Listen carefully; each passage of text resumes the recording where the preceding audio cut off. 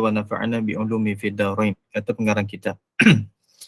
Wa akhadhul murida bin naumi min ghairi daruratin wa bil akli min ghairi ju'in wa bil kalami min ghairi hajatin wa bi mukhalatatin nasi illa li daruratin. فأرادوا أن يثاب مريدهم ثواب الواجبات في سائر أحواله فيأكل حين يجب عليه الأكل ويتكلم حين يجب عليه الكلام مثلا فإن نزل عن ذلك فلا ينزل عن الاستحباب فيأكل حين يستحب الأكل ويتكلم حين يستحب الكلام. Baik, kata pengarang kitab, dan mereka juga mengambil kesalahan atas murid, iaitu orang yang menuju kepada Allah Ta'ala dengan sebab tidur tanpa keperluan dan dengan sebab makan tanpa lapar dan dengan sebab percakapan tanpa keperluan dan dengan sebab pergaulan dengan manusia melainkan kerana keperluan. Baik, ini kita masih lagi dalam berbincang berkaitan dengan naik level atau kedudukan kita ataupun maqam kita di sisi Allah Subhanahu Wa Taala. Jadi saya flashback sikit apa yang telah kita bincang sebelum ini supaya nampak dia punya kesinambungan dia. Jadi kita bincang macam mana nak naik at-taraqi, nak naik daripada satu peringkat kepada satu peringkat kepada Allah Subhanahu Wa Taala. Antaranya kita dah bincang meninggalkan perkara yang harus, meninggalkan perkara yang harus. Dimasukkan meninggalkan perkara yang harus ini sebolehnya dengan cara kita melalui proses latihan. Tinggal sedikit demi sedikit. Kalau tidak mampu pun kita tukar perkara yang harus yang kita laksanakan tersebut, biarlah dia termasuk daripada perkara yang sunat. Sebagai contoh, makan. Bila mana kita makan ini, kita tukarkan dia menjadi perkara yang sunat. Perbuatan makan, supaya perbuatan kita yang makan tadi itu sunat dan dapat pahala dan bukan sekadar perkara yang harus. Kerana pada hukumnya perkara harus ini dia tidak dapat pahala kalau kita buat dan kalau kita tinggal pun tak dapat dosa. Jadi dengan cara macam mana kalau makan kita niat, ya Allah, supaya dapat menguatkan tubuh aku untuk beribadat kepada kamu. Kalau kita mandi, kita niat supaya kita ni dapat segar tubuh kita untuk kita ini beribadat pada Allah Ta'ala. Dan kalau kita beriadah, kita beriadah, kita exercise dan sebagainya, kita niat, ya Allah, supaya tubuh aku sihat dan aku beribadat dengan sempurna. Jadi itulah yang dikatakan perkara yang harus itu bukan ditinggalkan secara total tetapi melalui proses secara perlahan-lahan, dan kalau mungkin kita tak boleh tinggal, maka niatkanlah kepada benda yang mubah itu, benda yang harus tersebut menjadi perkara yang sunat atau perkara yang mendatangkan manfaat atau kebaikan kepada kita. Sebab benda yang harus ini, itulah perkara yang paling banyak sekali berada dalam kehidupan kita, yang kita duduk buat hari-hari. Hatta walaupun tangan kita bergerak, memegang pensel, memegang pen, kadang-kadang pegang tapi tangan tu duk pusing-pusing, duk pusing-pusing pen, duk pusing-pusing pensel. Benda tersebut adalah dikira sebagai benda harus. Kalau mampu ditinggalkan, tinggalkan. Jadi bagi orang yang mana tidak faham konsep penyucian hati ataupun at-taraqi ila Allah, menuju pada Allah Ta'ala, kalau kita kata alah bergerak pusing-pusing pen pun apa yang jadi masalah, kan?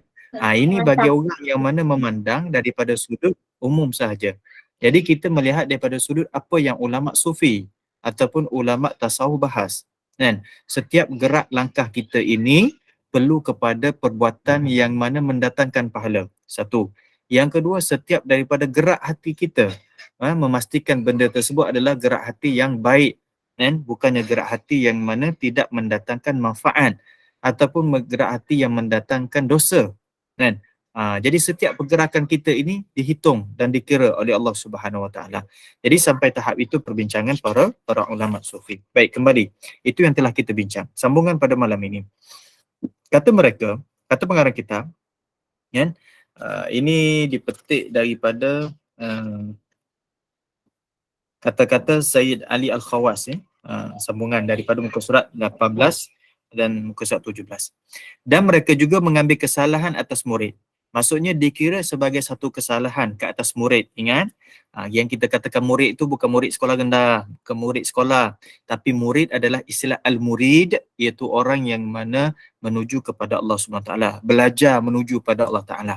Kan? Sekarang kita tengah belajar menuju pada Allah Ta'ala dengan cara meninggalkan perkara-perkara yang harus.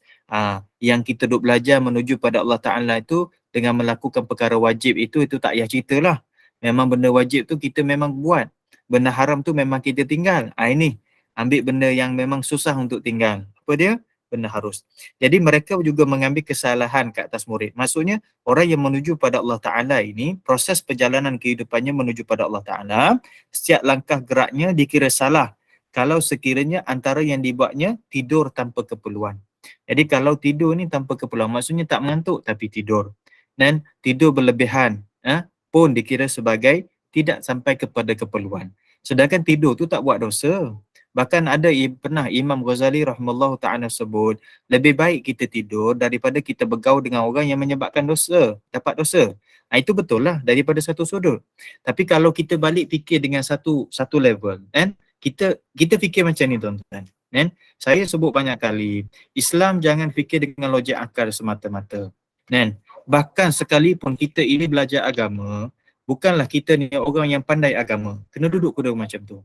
Saya yang mengajar mungkin malam ni, saya tak boleh duduk pada kedudukan, aku dah pandai dah. Tak boleh. Sebab kita kena duduk pada kedudukan, kita ni masih lagi cetek ilmu. Kita masih lagi memerlukan kepada ilmu. Cuma ilmu yang ada tersebut guna untuk kita ini memperbaiki diri menuju Allah Ta'ala. Supaya kita duduk pada kedudukan yang Allah Ta'ala redha. Dan jangan sesekali menggunakan ilmu kita yang sedikit yang Allah Ta'ala bagi tadi tu untuk kita memahami ilmu lain dengan cara menggunakan logik akal kita. Kan? Sebab kita dah ada basic-basic ilmu macam ni, kita pun jumpa perbahasan macam ni, akan datang benda-benda lain pula, kita fikir logik saja. Tak boleh. Kan? Jadi ada benda yang mesti dalam ruang perbincangan yang dalam skop syariat. Kalau luar daripada skop syariat, tak boleh. Walaupun kita logik dengan akal kita. Kan? Okey, kembali. Jadi, kalaulah kita kata, kan, yang kita faham daripada apa yang Imam Ghazali sebut tadi, yang saya bagi contoh, Imam Ghazali kata lebih baik kita tidur daripada kita bercampur dengan orang ataupun kita melakukan kemaksiatan. Baik tidur je. Kan? Lebih-lebih lagi dalam bulan Ramadan. Lebih baik seseorang itu tidur daripada dia melakukan perkara yang menyebabkan kurang pahala atau membatalkan pahala puasanya. Kan? Okey, itu satu level. Bila mana satu level, kita pun fikir, benda tersebut kita cuba aplikasikan dalam semua keadaan. Dia tak boleh. Kan? Tak boleh sebab apa? Seumpama kita bercakap dengan anak kita. Kalau anak kita ni sekolah rendah, kita takkan bercakap dan bagi arahan kepada anak kita seumpama dia tu sekolah menengah. Kalau anak kita sekolah menengah, kita takkan bercakap dan tak akan bagi arahan seumpama anak kita ni dah sampai level sekolah di universiti. Kalau anak kita masih dalam proses belajar lagi di universiti pun, kita bercakap mungkin tak sampai level seumpama anak kita yang dah bekerja. Maka sama juga Imam Ghazali. Dia bercakap itu kepada kedudukan level orang awam. Semua orang boleh terima benda tersebut. Kita boleh terima lebih baik kita tidur daripada kita ni bergaul dengan orang yang menyebabkan dapat dosa. Daripada kita tak lebih baik kita tidur daripada kita melakukan perbuatan dosa-dosa yang lain dengan cara melalui teknologi ke, telefon dan sebagainya, ataupun secara face to face, secara direct macam tu. Lebih baik tidurlah. Itu bagi orang yang awam. Kan? Maka kita sekarang, kita kena letak kedudukan ya Allah, aku sekarang ini dalam proses menuju kepada kamu. Jadi apa yang disebut oleh Imam Ghazali, aku setuju dan aku faham. Cumanya sekarang, aku nak kepada proses yang lebih tinggi. Macam mana? Lebih baik tidur daripada melakukan dosa, betul.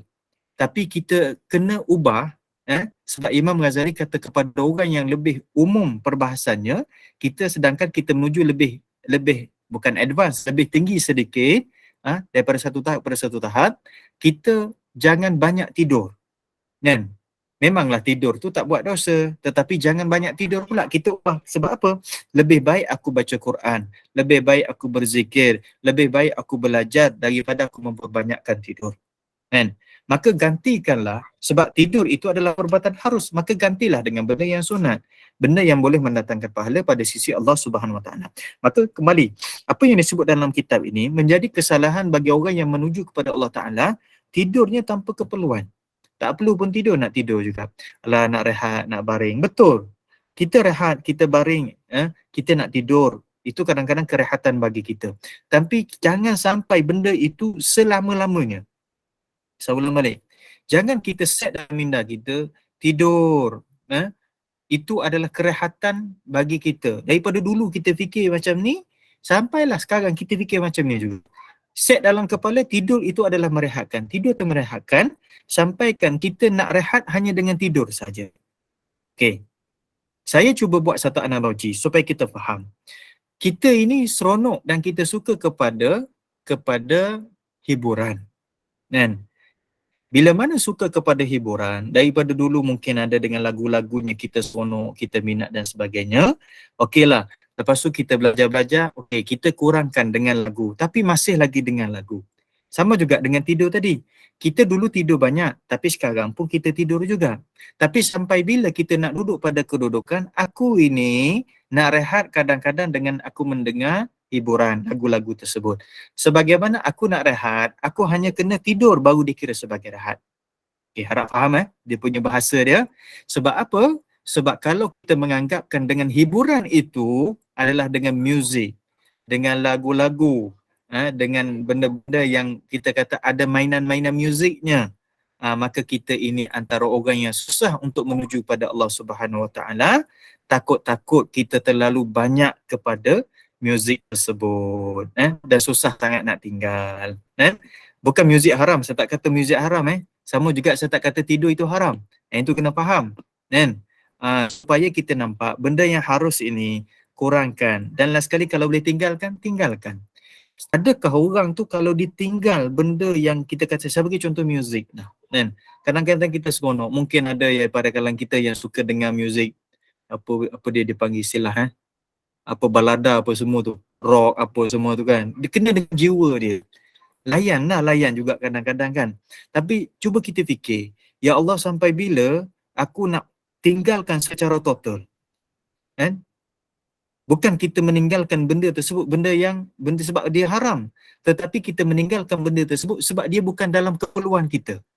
Kalau kita tinggal dengan muzik, dengar hiburan tersebut, adakah menyebabkan kita ini stres yang menyebabkan sakit mental? Kita ini tak ada hala tujuan. Kita ni sampai peringkat kita kata, oh ini dah teruk sangat ni. Rasanya tak ada. So umpama kalau ini relate dengan benda harus, tuan-tuan. Jangan keluar minda kita daripada perbincangan, kita bincang benda yang harus. Jadi kalau contohnya orang lelaki dia dengar muzik, orang lelaki yang nyanyi, tak ada masalah. Saya dengar orang lelaki okey. Yang tak boleh bila mana saya dengar orang perempuan nyanyi. Sebab, sedap suara. Terasa nak tengok muka, dah timbullah perasaan syahwat dan sebagainya. Itu tidak masalah. Maka sama juga dengan tidur. Sampai bila kita nak jadikan tidur ni sebagai benda yang rehat? Tak nakkah kita tukar yang muzik tersebut, hiburan yang kita suka itu kepada hiburan ganti kepada lantunan ayat Quran. Itu dapat pahala. Yang harus menjadi benda yang sunat yang dapat pahala. Yang banyak tidur tersebut, bukan tak tidur langsung, yang banyak tidur tersebut dikurangkan kerana apa? Untuk keperluan tubuh sahaja. Bukan keperluan rohani. Rohani ini kadang-kadang dia tidak ada masalah kalau orang tu tak tidur pun. Tapi tubuh akan jadi masalah. Jadi kita tidur ni kerana apa? Kerana keperluan rohani. Contoh, duduk lama sangat, berdiri lama sangat, bekerja lama sangat, dia kena baring. Sebab apa?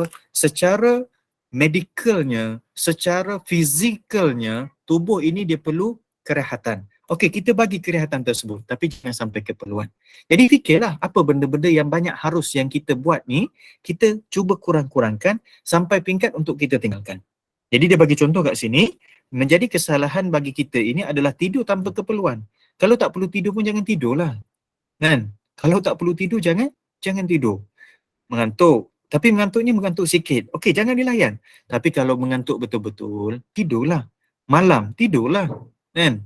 Cuma janganlah tidur daripada pukul yang pernah kita sebut sebelum ni sampai 10 jam ke tidur. Melainkan kita ni ada masalah kesihatan. Itulah cerita. Kan? Dan dengan sebab makan tanpa lapar. Ini pun satu. Tengok Allah Akbar. Ulama' ini dia sebut benda tu macam kena je atas kepala kita. Kan? Saya baca kitab ni seumpama saya tuju pada diri saya lah. Saya tak kata pun pada tuan-tuan. Dan tuan-tuan dengar dan tuan-tuan baca tu anggaplah benda tersebut teguran ulama' kepada kita. Jadi sekarang ni saya tegur diri saya lah. Tidur tanpa keperluan, makan tanpa lapar, tak lapar pun, tapi apa orang panggil istilah, seronok kalau ada benda mengunyah-ngunyah kan. Ha, ada benda-benda yang kalau sambil-sambil duduk depan TV, dah lah tengok TV, tengok cerita, lepas tu makan-makan sikit, kan seronok ada kunyah kacang-kacang dan sebagainya, rasa seronok kan. Salah ke? Tak salah. Sebab bukan buat dosa pun. Tapi boleh tak kalau sekiranya kita gantikan benda tersebut? Saya wallahualam lah. Antara benda yang saya suka makan dulu-dulu lah budak-budak tu kan, sekolah rendah, awal-awal sekolah menengah tu kan, kita jumpa satu makanan dipanggil chewing gum tu kan.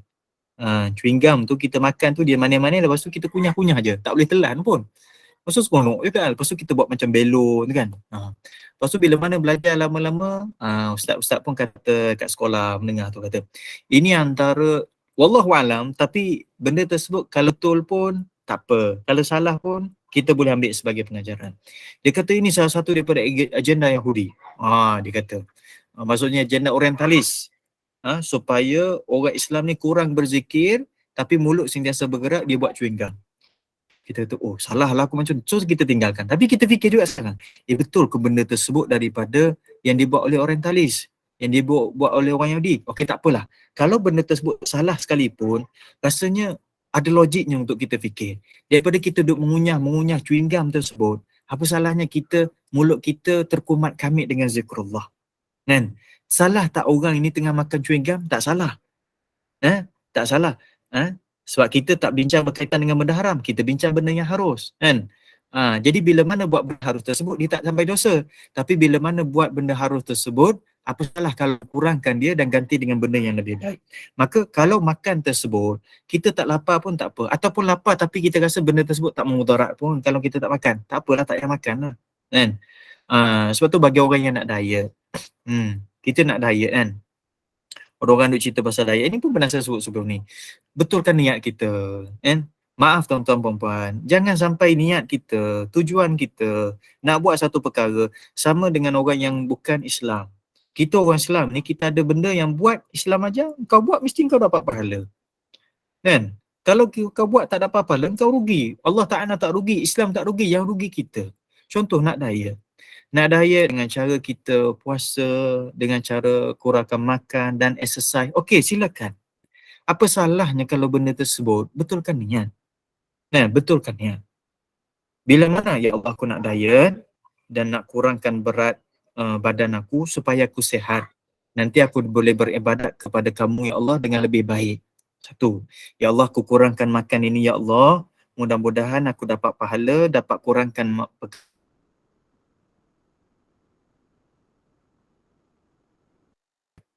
biarkan setiap saluran dia punya link dia itu yang harus kerana Allah. Bukan kita kata, ya Allah, aku kuruskan Allah, aku niat kerana Allah. Kadang-kadang dia tak jentik kita punya hati kita. Kan?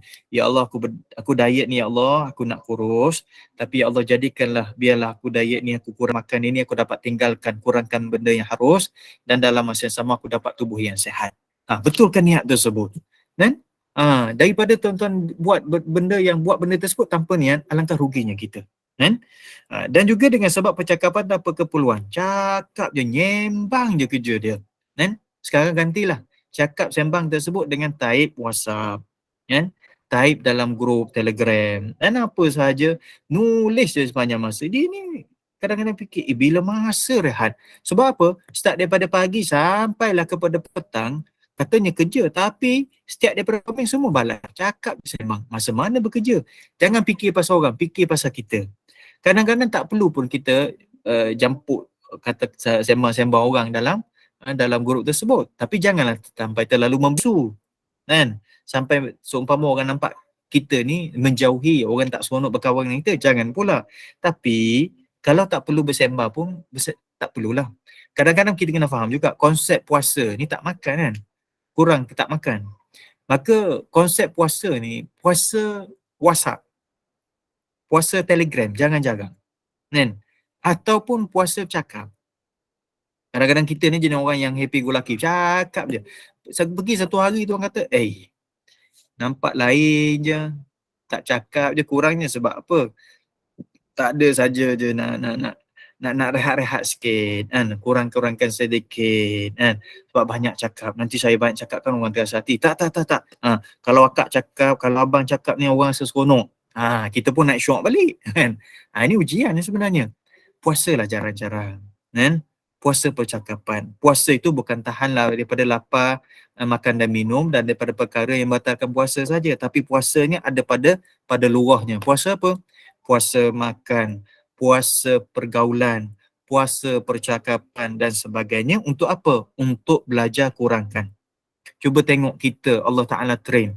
Allah Ta'ala ni maha mengetahui, Allah Ta'ala maha kuasa. Dia buat kita, dia tahu perangai kita.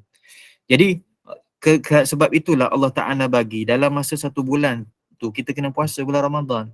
Bila mana kita puasa bulan Ramadan, perasan tak, hari raya tu bukan kita makan banyak pun kan, tak makan banyak pun.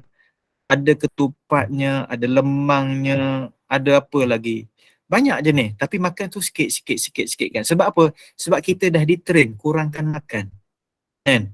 Bila mana kita kurangkan makan, pada hari yang pertama tu mungkin kurangkan sedikit, tapi bila mana hari kedua tu kita layan, dia kembali kepada kodrat asal. So sepatutnya bila mana hari pertama tu dah cantik, hari kedua tu cantikkan lagi. Dengan cara, jangan dimakan semua kan. Oh, biskut raya semua nak rasa kan. Cuba tahan diri kita. Tak apalah, esok yang ni baru makan. Hari ni cuba 2 biskut saja atau 3 jenis biskut saja. Kita pun jawab dengan logik akal kita. Alah, makan pun bukan kenyang. Bukan isu masalah nak kenyang. Isunya kita nak kurangkan benda yang harus. Itu saja. Jadi menjadi kesalahan bagi orang yang dah proses menuju Allah Ta'ala, tidur tanpa keperluan, makan sedangkan tidak lapar, dan banyak bercakap dengan tidak ada sebarang keperluan, melainkan perkara tersebut kalau perlu cakap, perlulah cakap, jangan diam sangat. Ini kena jaga. Baik, terusnya. Mereka berkehendak bahawa para murid mereka dikurniakan pahala perkara-perkara wajib pada semua keadaan.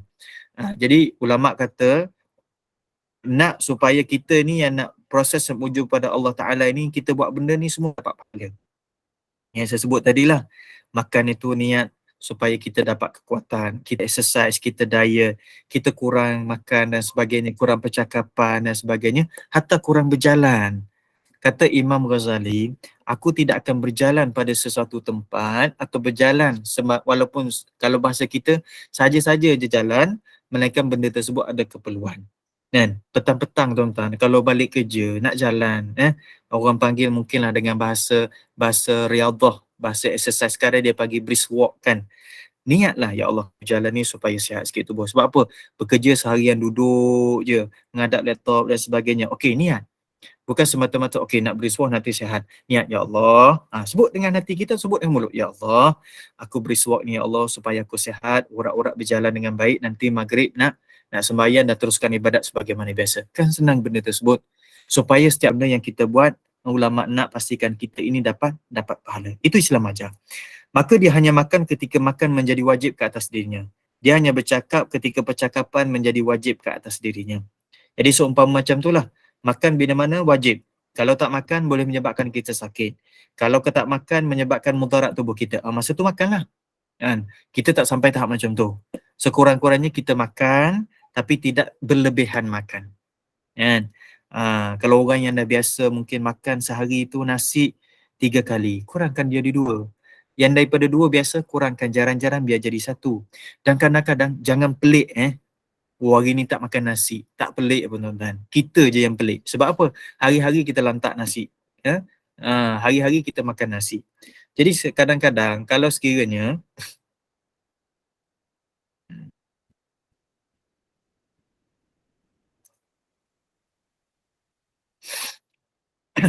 lain tak cantik sikit lain tak cantik sikit, minta maaf minta maaf lain tak berclear pula. Okey. Jadi kalau sekiranya kita ni banyak sangat dengan benda harus yang kita buat tersebut, bimbang dia menyebabkan kita ini jadi terbiasa kan. Jadi kita kurang-kurangkan sedikit supaya lama-lama kita buat tu atas dasar betul-betul keperluan. keperluan diri kita. Baik. Maka jika perkara tersebut turun daripada hal demikian, maksud daripada benda yang wajib tadi tu, kita makan itu berdasarkan benda yang wajib ketika mana perlu saja, itu wajib bagi kita. Ataupun kita bercakap ketika mana perlu, wajib saja bagi kita. Kita tak mampu tahap sampai macam tu, dia kata turun sedikit, pastikan dia tak turun daripada kedudukan sunat. Maksudnya buat tu biar jadi sunat. Tak boleh kita buat sampai untuk wajib, betul-betul perlu. Makan ni memang betul-betul perlu. Kita tak mampu buat macam tu, okey tak apalah, kita makan juga. Tapi makan pastikan dia sunat. Sunatnya macam mana? Sunat tu memang kita ini makan, sedap juga kan. Bila mana sedap tersebut, niat.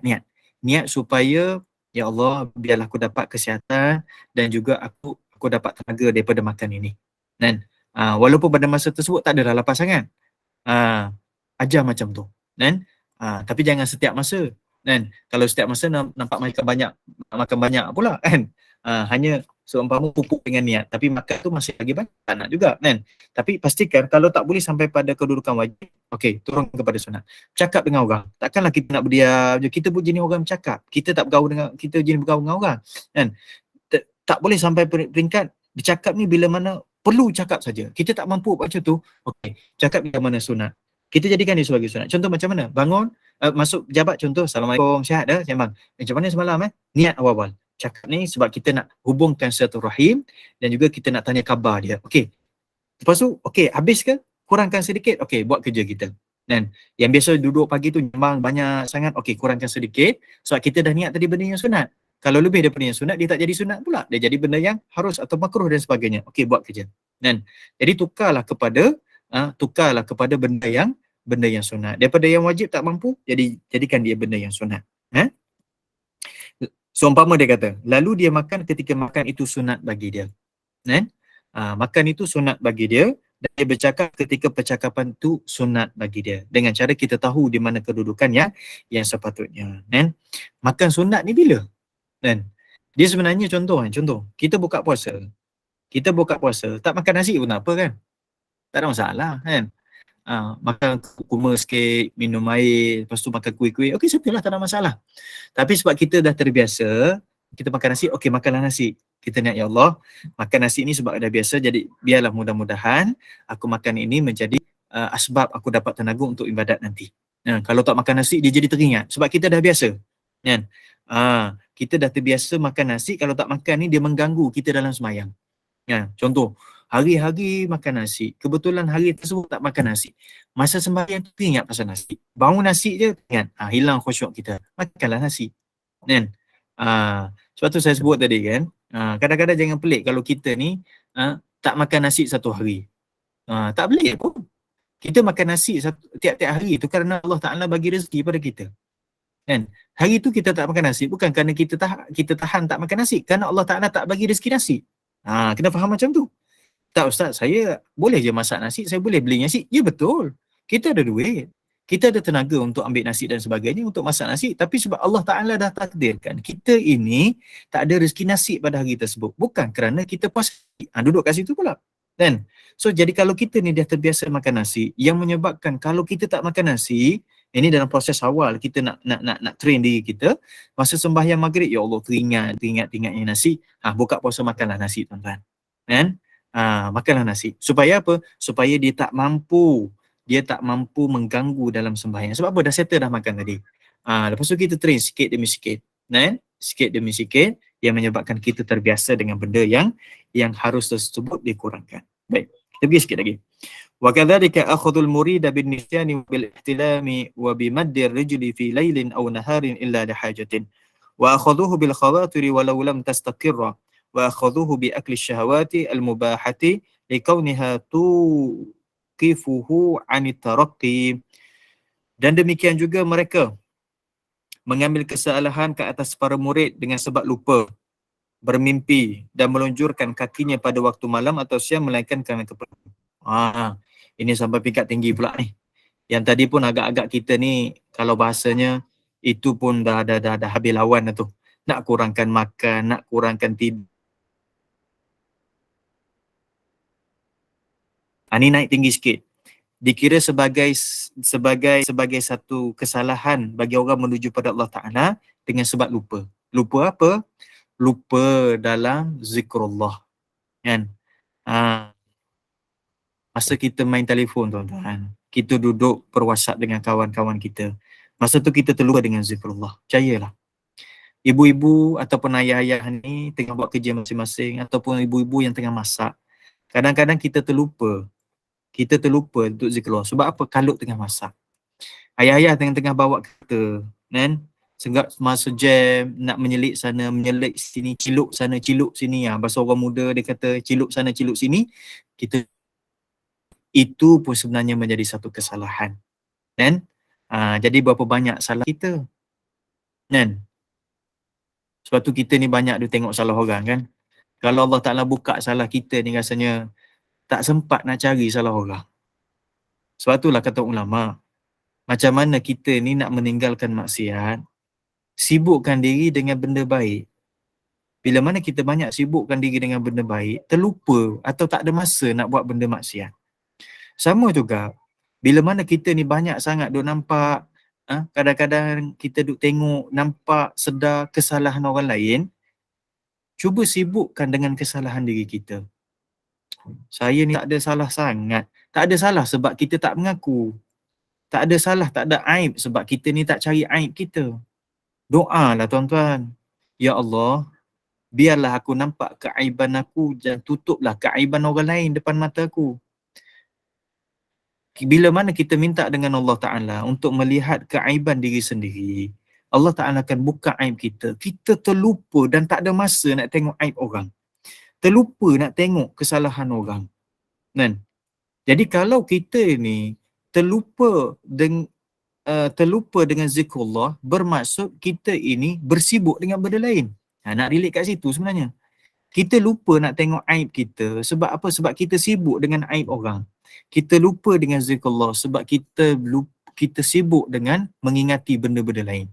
Ingat urusan kerja, ingat urusan anak-anak, ingat urusan dunia kita, sampai lupa urusan kita dengan Allah Ta'ala. Ustaz, saya semayang. Siapa kata kita tak semayang? Siapa kata kita tak puasa? Siapa kata kita ni tak pergi haji? Yang ulama sebut dalam kitab kita baca malam ini, kita lupa dengan zikrullah. Kan? Kita banyak lupa dengan zikrullah.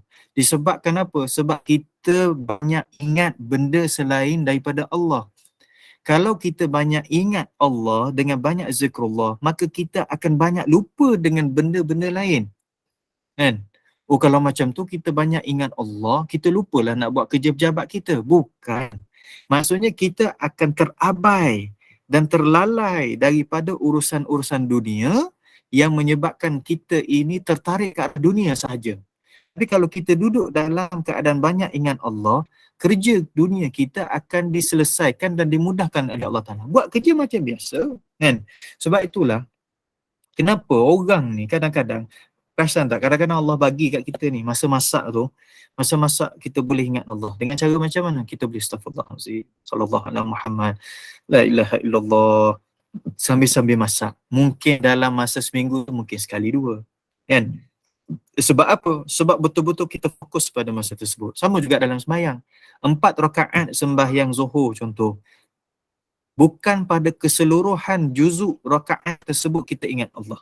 Kadang-kadang kita ingat Allah Ta'ala pada rakaat yang kedua. Mula-mula ingat pada takbir. Kan?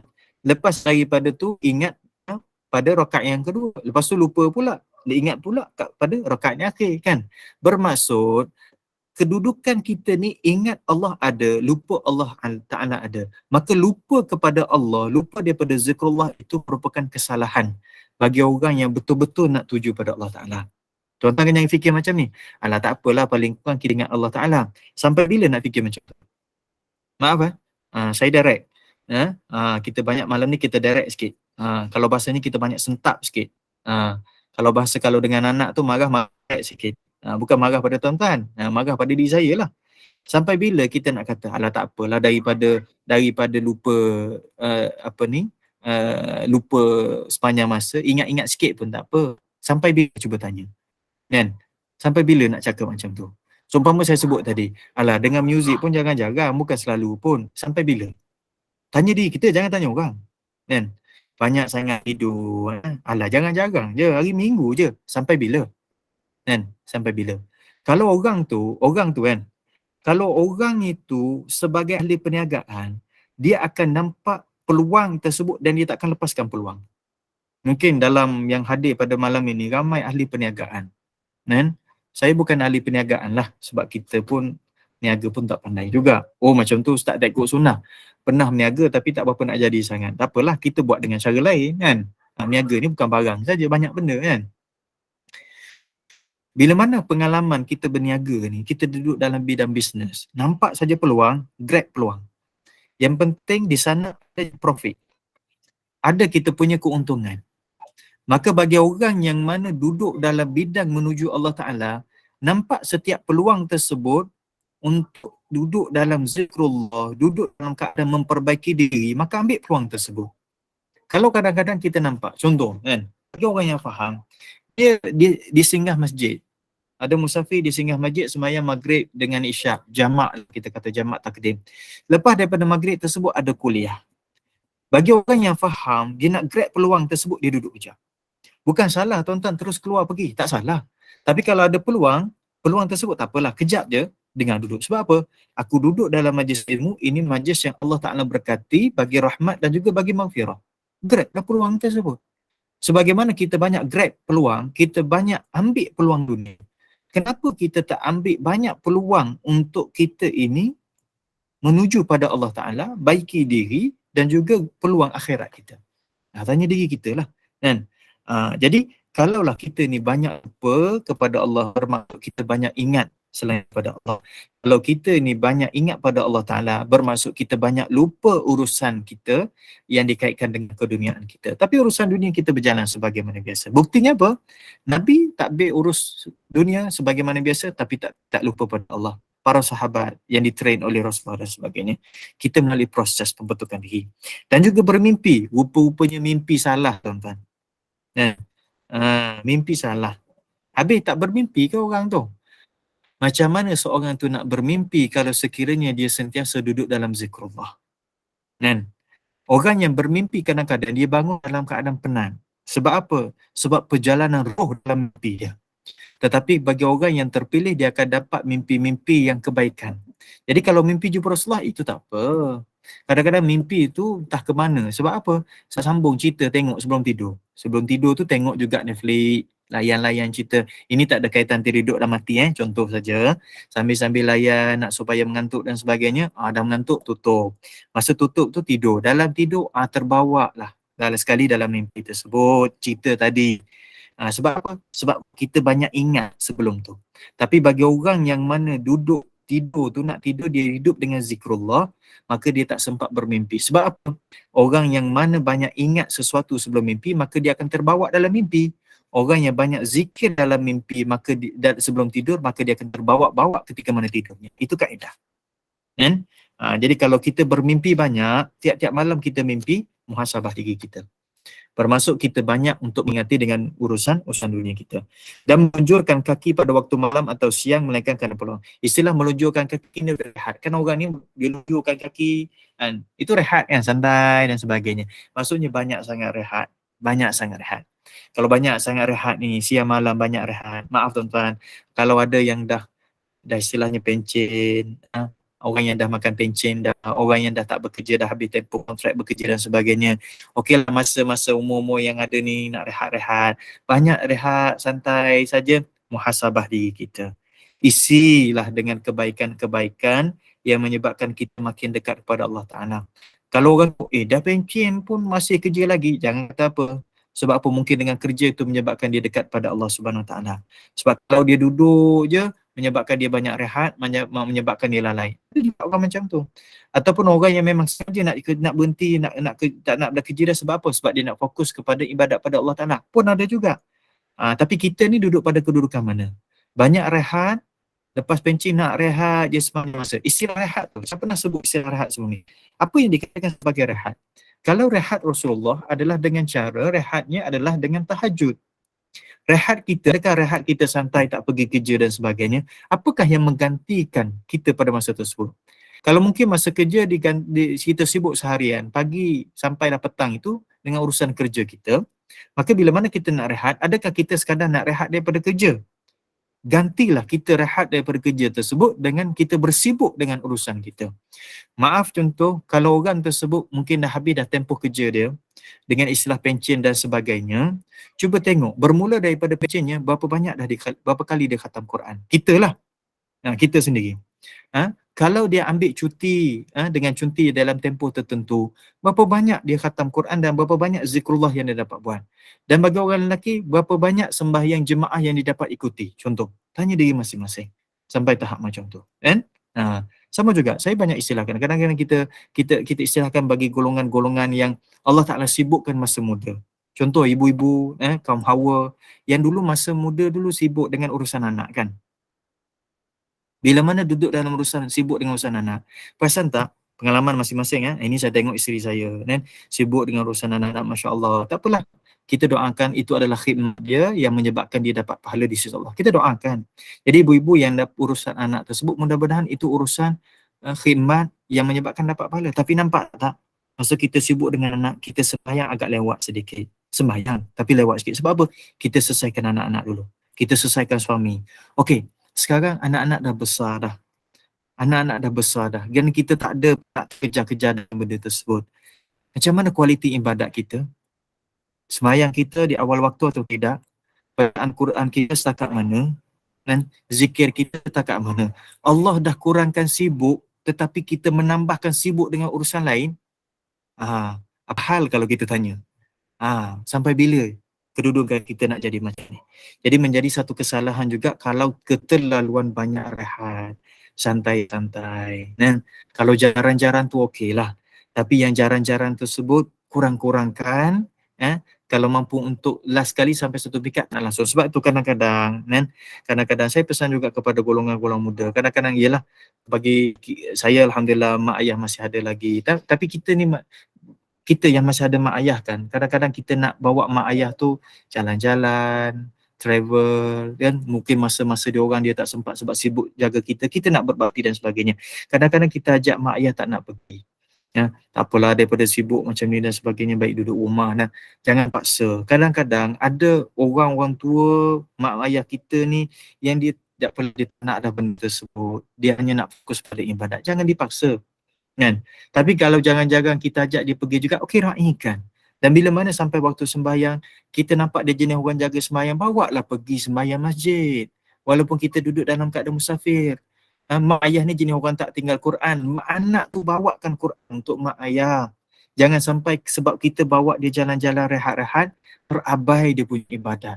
Mungkin dia balik tu, dia pergi tu dalam keadaan nak raikan, nak entertain anak-anak yang ajak dan sebagainya. Tapi bila mana dia balik, dia rasa menyesal. Misalnya 2-3 hari ni tak sempat jemaah, 2-3 hari ni baca Quran yang kurang. Mungkin ada. So biar dia orang maintain. Kan? So kita raikan orang macam tu. Sebab apa? Orang yang mana dalam proses dia sampai tahap tersebut, dia yang rasa.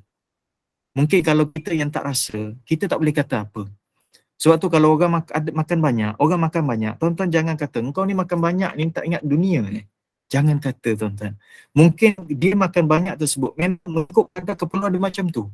Kan? Kawan saya masya-Allah, satu pinggan penuh nasi. Kalau saya makan dengan dia, saya tak bimbang. Nasi saya tak habis, saya boleh bagi kat dia. Dan kawan lain pun boleh bagi kat dia. Tapi dia punya kerja masya-Allah. Kerja kuat. Tapi semayangnya jemaah tak payah. Kita kalah. Kan? Sebab tu jangan kata apa. Orang makan sikit, diet tak kata apa. Makan sikit alhamdulillah. Kan? Maksudnya itu sampai Allah Ta'ala bagi rasa kepada dia. Rasa tak boleh diungkapkan. Rasa tak boleh diceritakan.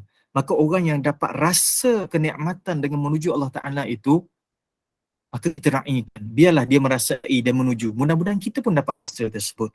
Jadi kalau orang tu kurang rehat, sebab apa? Sebab dia merasai. Sebab rehat itu mengurangkan peluang-peluang dan masa-masa dia dengan Allah Ta'ala, maka biarlah dia dengan Allah Ta'ala. Allahu Akbar. Dan sikit lagi. Dan mereka mengambil kesalahan ke atasnya dengan sebab lintasan-lintasan hati walaupun tidak kekal. Apa saja lintasan hati yang berlaku dalam diri kita itu, kurang-kurangkan. Kurangkan angan-angan. Kurangkan angan-angan. Kalau yang jenis kalau tu tak payahlah. Kan? benda yang tak mungkin berlaku, biarlah. Tak payah fikirlah yang kalau biar.